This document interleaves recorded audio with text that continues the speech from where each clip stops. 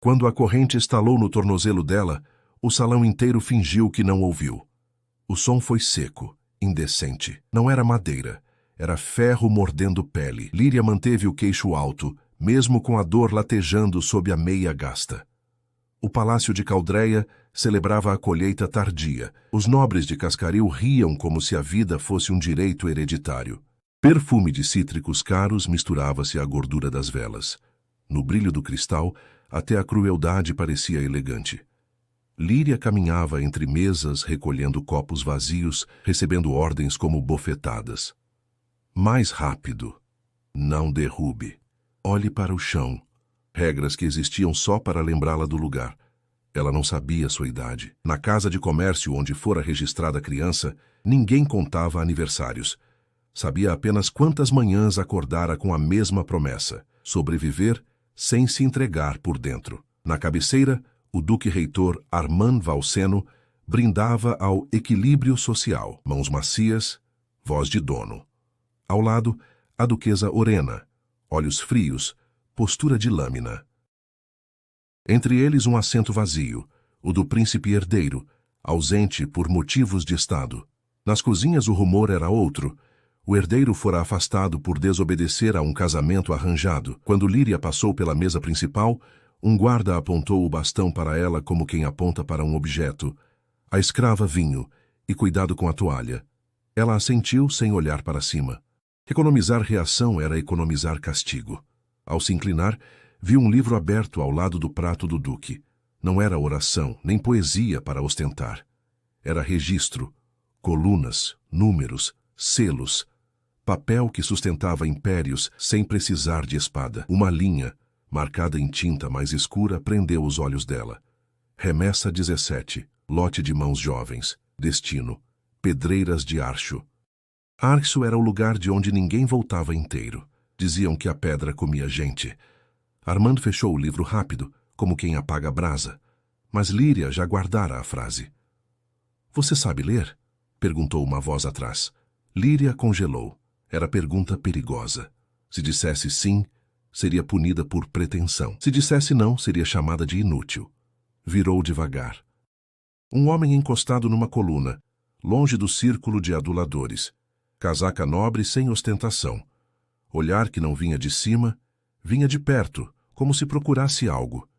"Eu reconheço letras", ela respondeu medida. Reconhecer letras já é ler. E ler é perigoso aqui. Ele tirou um lenço simples e ofereceu, não como caridade, mas para cobrir a mancha de vinho no punho dela. Líria hesitou. O lenço cheirava a sabão, não a luxo. "Quem é o senhor?" ela arriscou. "Alguém que não deveria estar aqui", ele disse baixo. "E você, alguém que vê o que ninguém quer ver." Então veio o anúncio. Armand levantou-se para o ponto alto da festa, a coroa de vime dourado, símbolo da benevolência do palácio. Todo ano coroavam alguém do serviço para desfilar como prova de que o regime era bom. Era teatro. A coroa vinha com roupa melhor e coleira invisível. "Este ano", disse Armand, "a escolhida será uma serva exemplar." Líria, aplausos educados. O chão pareceu inclinar. Líria entendeu. Não era prêmio, era armadilha. Ser coroada significava virar a escrava feliz do duque-reitor. Um cartaz humano para justificar remessas como a de Archo. Guardas a empurraram para o centro. A coroa de vime reforçado com fios dourados parecia leve, mas pesava como pedra. Armand se aproximou sorrindo sem alma. "Curvem-se", murmurou para ela. "Aceite e viva.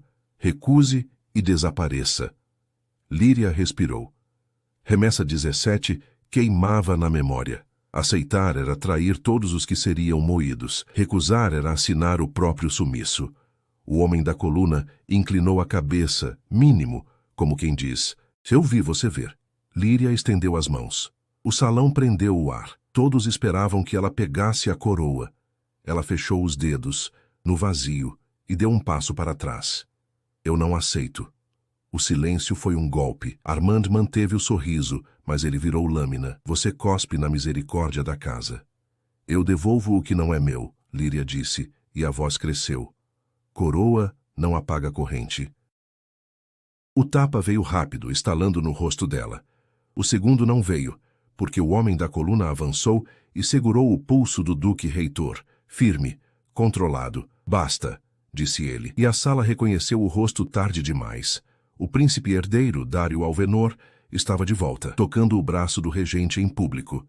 A festa terminou sem música, como se alguém tivesse arrancado o coração do salão. O duque reitor não gritou, não precisava. Humilhação era método, um gesto mínimo bastou para ordenar: levem a insolente para a ala de serviço. No palácio, isso significava pedra, ferrugem e desaparecimento. Líria foi arrastada por corredores com cheiro de cera fria. A cela era estreita, paredes descascadas, banco de madeira e uma argola no chão. Prenderam a corrente ali como se fosse natural prender um corpo ao medo. Você assinou sua sentença, disse um guarda fechando o ferrolho. Líria encostou a testa na parede. Escuro tornava o tempo desonesto. Ela esperou botas, insultos, água gelada, o ritual. Em vez disso, a fechadura rangeu e entrou alguém sozinho com uma lanterna pequena, Dário Alvenor. Casaco simples por cima do uniforme, olhos atentos, pressa contida. Ele trancou a porta por dentro, assumindo o risco. Você está ferida? Perguntou baixo. Eu já estive pior, Líria respondeu, tocando o rosto inchado. Dário ajoelhou e examinou o cadeado. Eles vão mandar você para Archo. Ela não se surpreendeu. Só confirmou o que já ardia. Eu vi no registro. Então você leu. Admiração e tristeza na mesma frase. Você sabe o que Archo é. Pedra, poeira, ossos, ela disse. E silêncio. Dário tirou uma chave fina, de gente que conhece portas demais. Girou com cuidado. O metal cedeu num clique discreto. Por que faz isso? Líria perguntou sem se mover. Você poderia me soltar hoje e assinar minha remessa amanhã com a mão limpa. Dário ergueu o olhar. Porque eu vi você recusar a coroa sem saber se viveria mais 5 minutos. E porque meu pai adoeceu vendo Armand transformar o reino numa máquina. Eu recusei porque não sou vitrine, ela disse. Não por coragem, por nojo. Às vezes é a mesma coisa, ele respondeu. Dário deixou no banco um embrulho. Pão escuro, queijo, um frasco de ervas. Para o inchaço. Nada de perfume caro, nada de exibicionismo. Se te pegarem aqui, Líria começou, vão dizer que me compadeci para parecer príncipe. Ele respirou fundo. Por isso não posso ser visto, mas eu precisava vir. Para quê? Dário hesitou, e por um segundo pareceu jovem demais para a própria vida.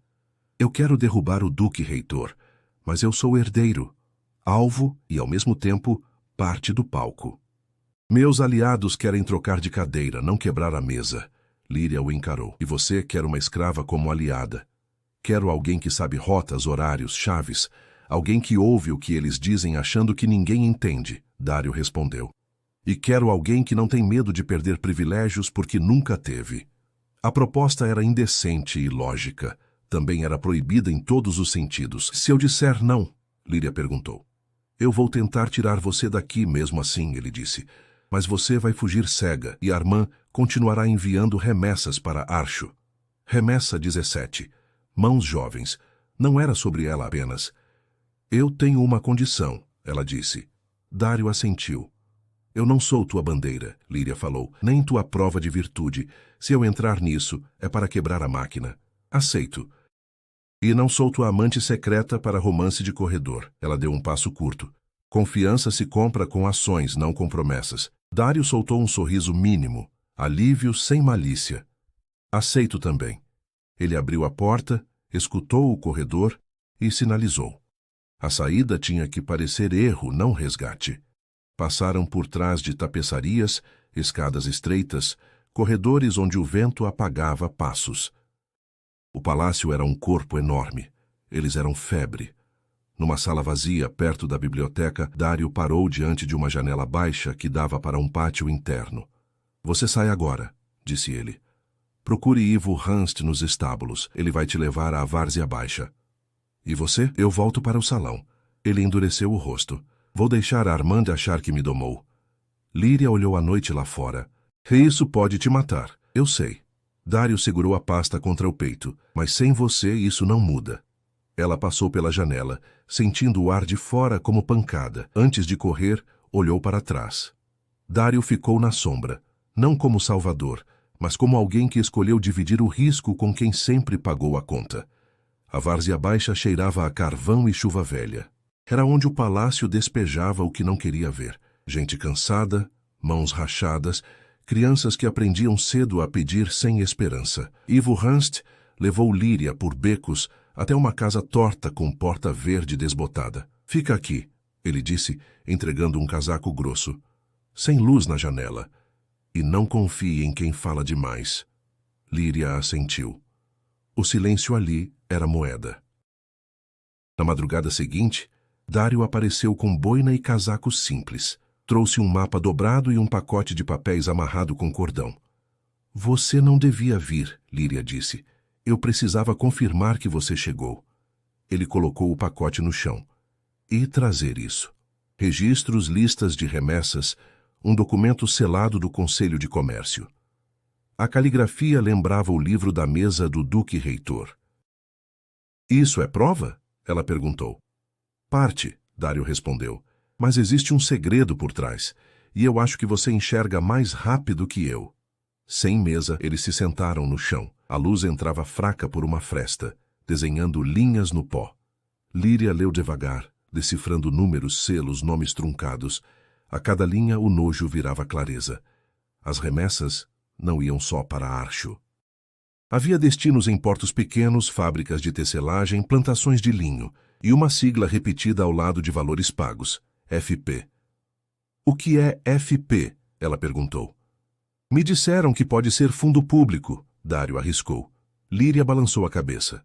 Não, isso está na coluna de recebimento. Ela seguiu o rastro de números. A sigla aparecia sempre que uma remessa era autorizada por um juiz específico. Salve o Merano. E o valor final era redondo demais, como sobra calculada. Lavagem, Líria disse, e a palavra parecia uma pedra na boca. Eles fingem contrato estatal para encobrir gente presa. O excedente vai para alguém. Dário inclinou-se. Para quem?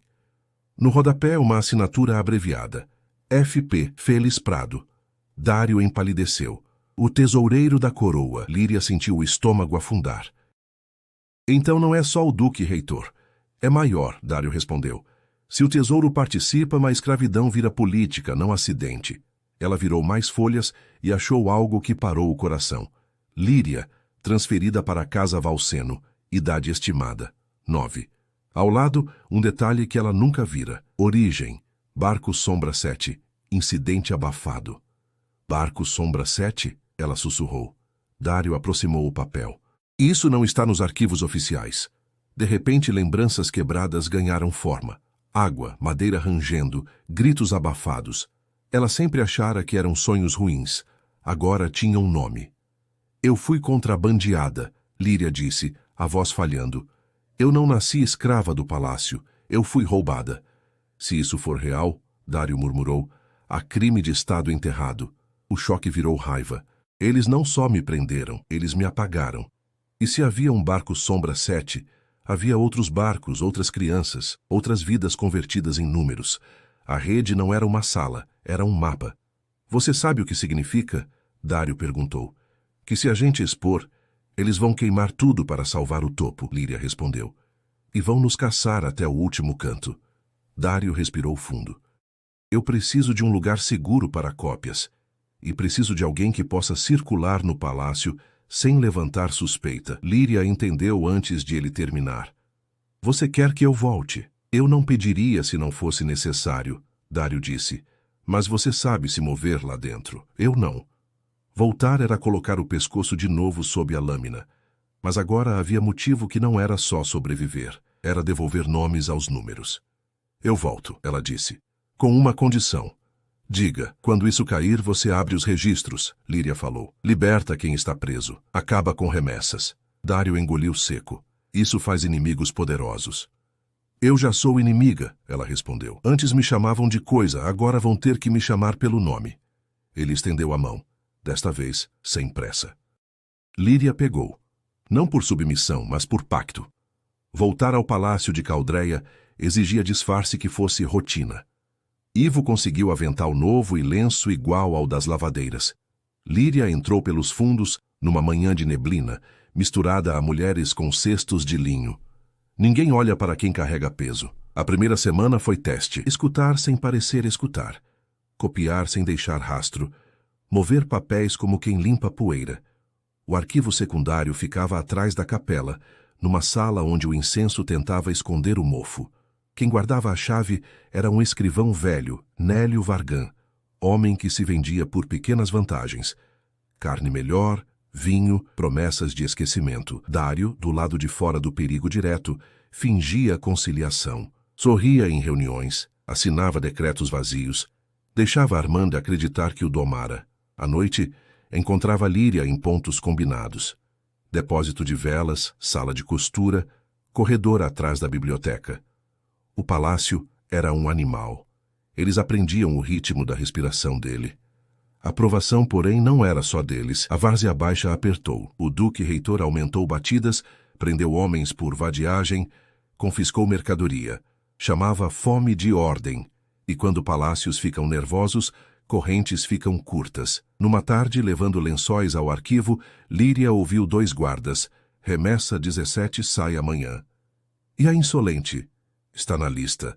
O regente quer limpar pontas soltas. O frio subiu pela espinha. O plano era denúncia pública, provas, testemunhas. Mas amanhã dezenas iriam para Archo. Amanhã ela poderia virar poeira. Naquela noite, ela encontrou Dário no corredor atrás da biblioteca. Eles anteciparam, Líria disse. Sai amanhã. E eu estou marcada. Dário endureceu. Então é agora. Ele mostrou um selo falso feito por artesão clandestino. Abrimos o depósito de transporte e trocamos as listas. Você quer pôr outros no lugar, Líria acusou. Nomes de mortos, Dário respondeu rápido, para bater o número, para salvar vivos.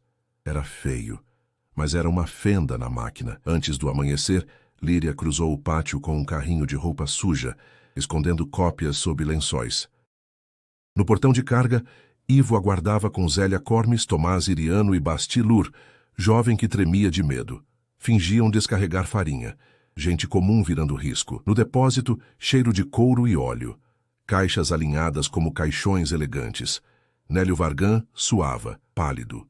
Dário não podia entrar. Se fosse visto, Armand teria pretexto para acusá-lo de traição aberta. Então Dário ficou do lado de fora, comandando por sinais. Líria pressionou o selo na cera. O som foi pequeno para um ato grande. Trocaram lista original pela adulterada. E então ouviram passos. Muitos. Uma ronda inesperada. Tomás empalideceu. Acabou. Líria viu uma passagem estreita entre caixas. Não acabou. Empurrou Basti, depois Zélia, Tomás. Ivo segurou a porta o máximo que pôde. Depois escapou também. Quando os guardas abriram, viram só poeira e lençóis. Por um instante, a máquina foi enganada. Mas a vingança veio. Armand decretou estado de exceção. Proclamação na praça. Agitadores sabotavam a ordem. Haveria punição exemplar. Na várzea, a noite virou invasão. Portas arrombadas, homens arrastados, mulheres humilhadas, crianças escondidas. A provação era coletiva porque o sistema se vingava no corpo do povo. Dário apareceu na porta verde, o rosto marcado por tensão. Eles vão caçar todos e vão me forçar a escolher. Ou entrego você ou me declaram cúmplice e tomam a coroa. Líria encarou os papéis copiados. Então escolha o que eles não esperam. Eu vou quebrar o palco, Dário disse. E naquele instante ele deixou de fingir ser príncipe obediente.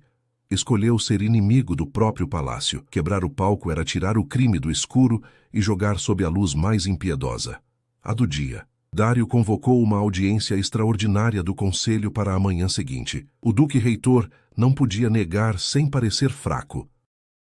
Aceitar era arriscado, mas recusar seria admitir medo. Ele aceitou e levou armadilhas. A câmara do conselho tinha janelas altas, luz inclinada cortando rostos em metades, uma pública, outra secreta. Líria entrou com um carrinho de livros, invisível como sempre. No bolso do avental as cópias raspavam a pele como lâminas. Feliz Prado, tesoureiro da coroa, chegou cedo. Barba impecável, mãos limpas demais para um reino sujo. Cumprimentou o duque-reitor com intimidade de cúmplice. Dário entrou por último, postura serena, como retrato. Mas quando abriu a pasta e tirou documentos, a serenidade virou ameaça. Senhores, ele disse, o reino apodreceu em silêncio, e o silêncio foi comprado. O duque reitor sorriu. Dramas não substituem governança. Dário ergueu a primeira folha. Remessas de trabalhadores contratados para Archo, assinadas por juiz Sálvio Merano, pagas pelo tesouro, com excedente destinado a Félix Prado. O murmúrio atravessou a sala. Félix riu, frio. Acusação ridícula. Dário levantou selos, assinaturas, números. Aqui estão as contas. Aqui estão os carimbos. E aqui estão suas iniciais. Papéis se forjam. Félix reagiu. Por isso eu trouxe algo que tinta não cria. Testemunhas. As portas laterais abriram. Entraram Zélia, Tomás e Ivo. Atrás, o juiz Sálvio Merano, escoltado, pálido, como quem já negociou a própria queda. O sorriso do duque reitor falhou por um instante. Que circo é esse? Dário apontou para Sálvio. Ele assinou as remessas e decidiu falar. Sálvio engoliu seco. Não era heroísmo. Era sobrevivência, mas era rachadura. Félix levantou-se abruptamente. Isso é golpe. Não, Dário respondeu. Isso é contabilidade. Armand fez um gesto. Guardas do palácio, não do conselho, apareceram na porta principal. A armadilha fechava. Se dominassem a sala, transformariam denúncia em insurreição. A coragem coletiva vacilou. Nobres baixaram os olhos. Conselheiros recuaram na própria cadeira. Zélia apertou a mão de Tomás. Ivo prendeu a respiração. Tudo poderia virar massacre. Líria deu um passo à frente. Uma escrava não se move quando homens decidem. Uma escrava fica no canto. Uma escrava aceita a coroa e sorri. Líria tirou do avental uma última folha. O registro do barco Sombra 7. Eu não tenho título, ela disse firme, mas tenho prova. Armand avançou. Silêncio. Você não tem direito. Eu tenho nome, Líria cortou. E meu nome está aqui numa lista de crianças roubadas. Vocês não compraram trabalho. Compraram vidas. Ela ergueu o papel alto. Barco Sombra 7. Incidente abafado. Isso é crime de Estado. A sala se remexeu. Escândalo agora tinha rosto. E um rosto que o povo reconheceria. Dário falou baixo, como faca. Se tocarem nela, eu vou à praça hoje mesmo. E renuncio ao meu direito para dizer tudo. Renúncia era a ameaça máxima. Sem herdeiro, o duque reitor perdia o verniz de legalidade. Restaria só força bruta, e força bruta gera revolta. Félix tentou sair pela lateral. Ivo e Tomás bloquearam com corpos comuns virando parede. Zélia gritou por guardas do conselho. O caos engoliu a sala. E no caos, a verdade escapou como fumaça. Ao final, Félix foi preso. Sálvio caiu em prantos. O duque reitor recuou ferido publicamente, não morto. Dário olhou para Líria com um respeito que doía. Você recusou a coroa, ele sussurrou, e hoje colocou outra invisível na cabeça de todos. Líria segurou o papel do barco Sombra 7. Não era vitória. Era começo. Derrubar um homem era possível. Derrubar a máquina exigiria legado. A queda do duque reitor não foi imediata. Máquinas não desabam com um golpe. Rangem, trocam peças, fingem reforma. Mas o escândalo do tesouro abriu rachaduras que o ouro do palácio não conseguiu selar. Em Cascaril, as ruas da Várzea Baixa encheram-se de gente com panelas nas mãos e pedras nos bolsos. Não era revolução romântica, era fome com memória. Na primeira semana, Dário virou traidor para os nobres que antes vendiam votos a Félix Prado. Diziam que ele fora enfeitiçado por uma escrava, e num mundo sem magia, aquilo revelava a superstição real, a crença de que pobres não pensam, só contaminam. Dário respondeu com atos, assinou a abertura parcial dos arquivos de remessas, suspendeu transportes suspeitos e criou um comitê civil para fiscalizar rotas e contratos. Era pouco perto do horror, mas era concreto. E pela primeira vez, a máquina enfrentava a luz. Líria não ganhou palácio, ganhou perseguição. Mudou de esconderijo por dias, dormindo em celeiros e sótãos, acolhida por gente que tinha medo e, mesmo assim, abria a porta. Aprendeu que coragem coletiva nasce em gestos pequenos repetidos, um prato dividido, um cobertor emprestado, um aviso sussurrado na esquina. Numa tarde cinzenta, Dário chegou à porta verde desbotada, apenas com Ivo. Estava mais magro. Política come por dentro. O conselho quer que eu assuma como regente interino, Dário disse. O rei piorou. Acham que comigo no assento a rua se acalma. Líria cruzou os braços. E você quer? Ele hesitou. Eu quero parar a máquina, mas se eu sentar naquela cadeira, posso virar parte do mecanismo. Líria olhou pela janela. Crianças correndo no barro. Uma mulher pendurando roupa, como se o mundo não estivesse em disputa. A vida continuava. Era por isso que valia a pena brigar. Você não precisa ser puro, ela disse. Precisa ser vigiado. Dário soltou uma risada curta, amarga, justo. E eu não preciso ser símbolo, Líria continuou. Eu preciso ser perigosa. Nas semanas seguintes, o comitê virou algo maior. A comissão das listas abertas. Trabalhadores, escribas arrependidos, duas costureiras que sabiam demais. Um sacerdote cansado de abençoar injustiça. O trabalho era feio e lento. Cruzar nomes, rastrear barcos, encontrar desaparecidos, comparar selos. Cada nome devolvido ao papel era vitória pequena e dor grande. O barco Sombra 7 foi confirmado em cartórios do litoral, enterrado por suborno e tempo. Descobriram que crianças eram compradas de vilas pobres com promessa de aprendizagem e depois sumiam em porões de navios. O incidente abafado fora um naufrágio parcial.